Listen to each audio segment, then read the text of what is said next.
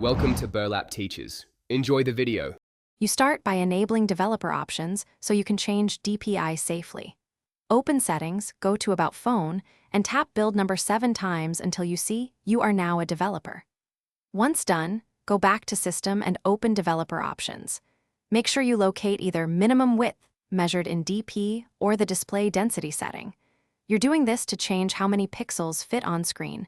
That increases usable space and scales UI elements. If the on-device field isn't available, prepare to use a DB next.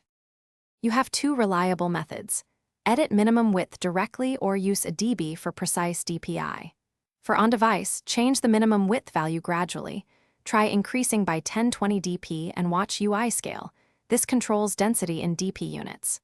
For a DB, connect your pixel, run a DB shell WM density 420 or desired DPI, and reboot to apply.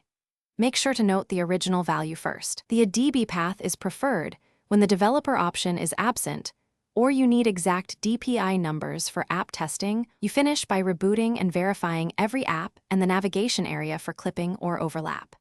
If elements look too small or crowded, immediately revert to the original value using a DB shell WM density reset or re-enter the original minimum width and reboot.